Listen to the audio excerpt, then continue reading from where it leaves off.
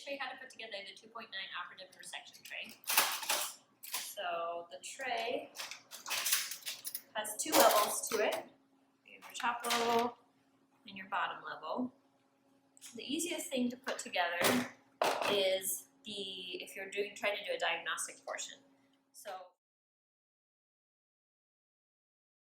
So for that, you just need this piece and then the actual lens. So for all of the Karl Storz products, they have zeros or lines. Zoom in on that. And you always want those lined up because that will show that the lock is open. So that one's there, and then on the scopes, it's always going to be on the underside by the light handle is where your zero is. So those will just slide together, and you have to twist that to lock it, and then they will use it this way. This is going to be your working way. There are arrows, but the right side is always going to be your inflow, and the left side is always going to be your outflow. And there are little arrows to show you direction of which way the fluid is going. And then these open and shut, so you don't have, and your tubing is going to be connected to these two, but this one is wide open and there's no stopcock to shut it. So you need to use one of these nipples in the tray. You want the pink and white one, and that's going to just slide on here. And that is meant so that water doesn't shoot out, but then it's still got a hole that they can put graspers through.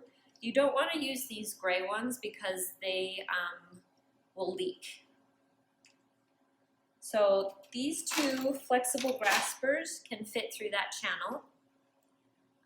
So you have a grasper here with teeth, and then you also have what they call a cup biopsy forceps. So it's just got, like, if you need to take a biopsy, it's kind of like a spoon shape in SID. But when you're if you're inserting those into your scope, you always want to hold it towards the tip and guide it through. Sometimes you'll feel like a tiny bit of resistance, but it is going through. And then it will come out the other end, and then they can use it inside the uterus. If you try to insert it from holding onto the grasping portion, it's going to be really difficult to control, and you can possibly bend and break your forceps. So you always want to hold it towards the tip as you're inserting it into that. So if they wanted to do a quick look-see into the uterus, this is what you can start with and give them. It's going to be a smaller diameter than the actual resection scope. But if they've done their look-see, or if they know that they've got a polyp or a fibroid and they want to go straight to the resection scope,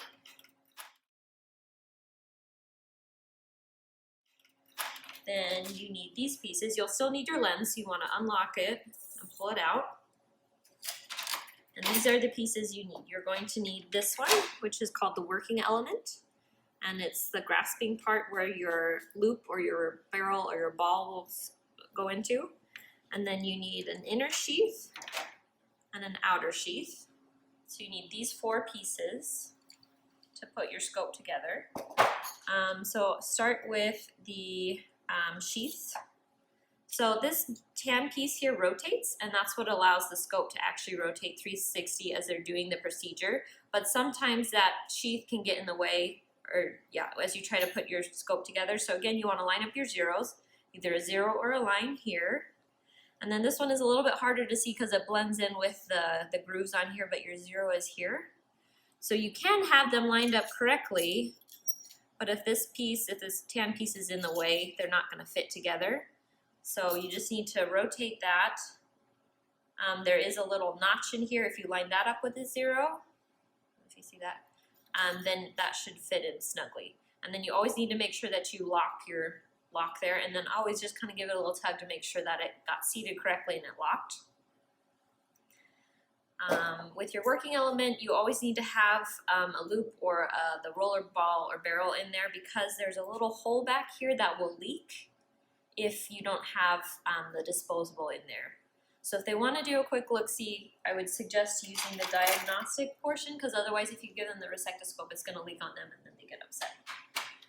So then this will just slide into here as well. Again, you're going to line up your zero, And that'll slide in there. and lock. Sometimes people struggle with this because the lock is on the lock position and you're lining up your zeros and there's nowhere to put this, so just readjust that, lock it, and make sure it locks. So it will rotate because that's how it's meant to work, but just kind of give it a little tug and make sure that that's locked in there. And then the last piece, you'll just need to line up your zeros. And it's ready to work. So they hold the scope like this, and then when they're ready to use it, they'll squeeze this, and then the disposable portion will come out here. You've got your light cord, your camera, and then this black piece is for the monopolar cord. So if you're using the resectoscope, it's going to be monopolar always, which means you need to use glycine as your fluid, not saline, otherwise it's not going to work. So this just slides right in here, and it fits pretty snug. Sometimes that's something you want to be aware of when you open your tray to make sure that you have the right cord in there. Sometimes they get mixed up and give you the wrong cord, like the bipolar cord. So that should just fit on there snugly, and you are ready to roll. One more thing, when you're using your disposables, you are going to use, for the 2.9 operative tray, you're going to use the 22 French disposable. So if you match the first number, the 2.9 will match with the last number, 22. So 2 and 2 go together. With the 4mm resection tray, you're going to use the 24 loops. So 24 matches with the 4 tray.